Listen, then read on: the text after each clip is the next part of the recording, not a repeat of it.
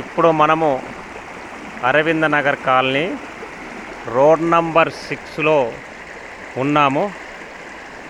ఈ road number 6లో water ఎంత ఉధృతంగా ప్రవహిస్తుందో ఒక్కసారి మీరు ఈ వీడియో చూస్తే మీకు అర్థమవుతుంది. ఈ తివారీ ఎంక్లేవు అరవింద నగర్ రోడ్ నంబర్ 5 ఈ కాలనీలతోటి కాలనీ ప్రజలు చాలా ఇబ్బందులకు గురవుతున్నారు. ఇప్పటి వరకు ఈ కాలనీలను లో ఉన్న పర్సన్లను అధికారులు సందర్శించకపోవడం, బాధితులను పరామర్శించకపోవడం, ఇగో ఇక్కడ బండి మీద కూడా వెళ్ళే ప్రయాణికులు కూడా ఇబ్బందులకు గురి అవుతున్నారు. వాళ్ళ బాధలు కూడా చాలా వర్ణితం. చూడండి ఎంత ఉధృతంగా వాటర్ ప్రవహిస్తున్నాయో. ఈ చిన్నపాటి వర్షానికి ఇలా ఉంటే, ఇంకా కొద్దిసేపు వర్షం పడి ఉంటే ఈ కాలనీ మొత్తం వరదల్లో మునిగి చాలా ఇబ్బందులకు గురయ్యే పరిస్థితి.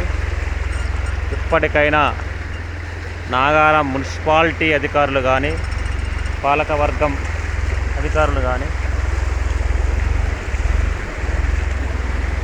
కానీ ఈ కాలనీలను సందర్శించి వాళ్ళకు శాశ్వత పరిష్కారం జరిగే విధంగా ముందుకు పోవాలని చెప్పేసి కాలనీ వాసులు కోరుకున్నారు. వాళ్ళు ఏమి కోరుకోవడం లేదు. ఈ రాంకీ సంస్థ నుంచి, జవహర్ డంపింగ్ యార్డ్ నుంచి వచ్చే వాటర్ను మీరు అనవసరంగా నాగారం మున్సిపాలిటీలో కలిపి ప్రజలను ఇబ్బందులకు గురి చేస్తున్నారు. ప్రజలను పట్టించుకోవడం లేదు.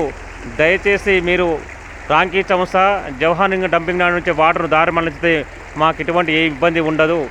ఆ వాటర్ని దారి మళ్లించి, లేకుంటే మాకు విశాల్ మార్ట్ దగ్గర నుండి నాగారం పెద్ద కప్పు అవిసావడ్ల వరకు 800 మీటర్లు దానిలో కలపమని చెప్పేసి ఈ కాలనీ 22 కాలనీల ప్రజలు కూడా కోరుకుంటూ పలువాళ్ళు విజ్ఞప్తి చేసిన ఈ నాగారం మున్సిపాలిటీ అధికారులు, ఇంజనీరింగ్ అధికారులు, ఇరిగేషన్ డిపార్ట్మెంట్ అధికారులు ఏమాత్రం స్పందించడం లేదు.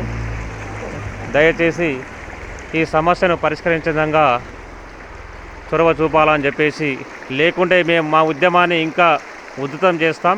ఎట్టి పరిస్థితుల్లో మేము దీన్ని మీకు సహకరించమని చెప్పేసి ఈ కాలనీ ప్రజలు, 22 కాలనీల ప్రజలు విజ్ఞప్తి చేస్తూ ఉన్నారు.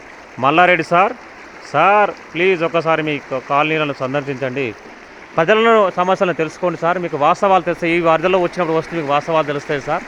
ఒక్కసారి కాలనీలతో సందర్శించి కాలనీ ప్రజలతో మమేకమై కాలనీలతో ఫేస్ టు ఫేసు ముచ్చరించవలసిందిగా విజ్ఞప్తి చేస్తూ ఉన్నారు. దయచేసి నాగారం మున్సిపాలిటీ పరిధిలో 22 కాలనీలో సందర్శించాలని చెప్పేసి నాగారం మున్సిపాలిటీ పరిధి 22 కాలనీ బాధితులు కోరుకుంటున్నారు సార్. ధన్యవాదములు.